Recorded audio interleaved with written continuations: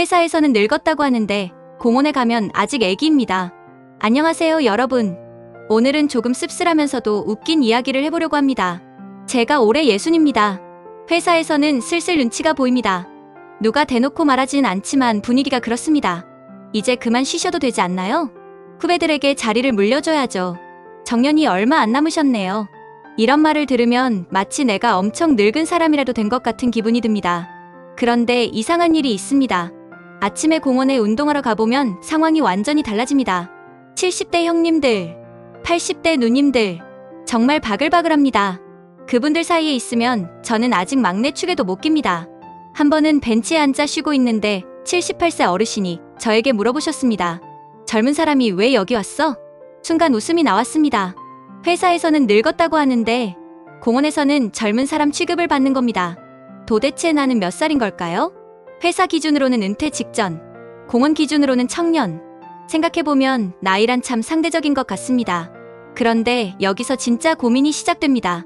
회사에서 나가라고 하면 나는 뭘 해야 할까? 많은 분들이 이런 생각을 하실 겁니다. 퇴직하면 여행 다니지. 퇴직하면 운동하지. 퇴직하면 쉬지.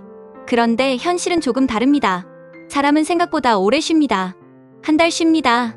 2달 쉽니다. 3달 쉽니다. 처음에는 좋습니다. 알람도 안 맞춰도 되고 상사 얼굴도 안 봐도 되고 스트레스도 없습니다.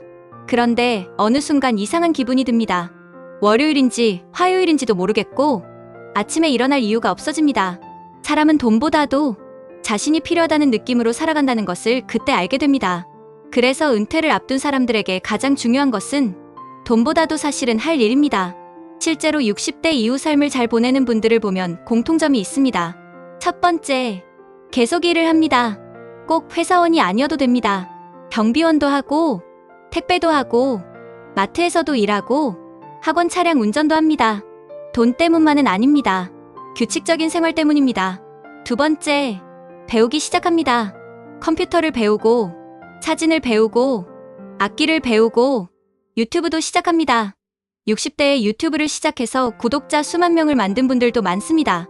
세 번째, 사람을 만납니다. 은퇴 후 가장 무서운 것은 가난보다 고립입니다. 회사 다닐 때는 싫어도 사람을 만납니다. 하지만 퇴직하면 갑자기 전화가 줄어듭니다. 그래서 산책 모임도 좋고, 봉사활동도 좋고, 동호회도 좋습니다. 사람을 만나야 합니다. 저도 가끔 생각합니다. 회사에서 이제 그만두라고 하면 어떡하지? 그런데 공원에 계신 70대, 80대 어르신들을 보면 생각이 조금 달라집니다. 그분들은 매일 걷고, 매일 웃고, 매일 계획을 세웁니다. 어떤 분은 텃밭에 가고, 어떤 분은 탁구를 치고, 어떤 분은 손주를 봐주고, 어떤 분은 새로운 일을 시작합니다. 그분들을 보면 60살은 끝이 아니라는 생각이 듭니다. 어쩌면 인생 후반전의 시작일 수도 있습니다.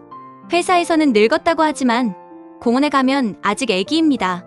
그리고 솔직히 말하면 70대 형님들 눈에는 60살은 정말 애기 맞습니다. 그래서 저는 요즘 이렇게 생각하려고 합니다. 회사에서 나가라고 하면 인생에서 퇴장하는 것이 아니라 다음 경기에 출전하는 것이라고. 여러분은 어떠신가요?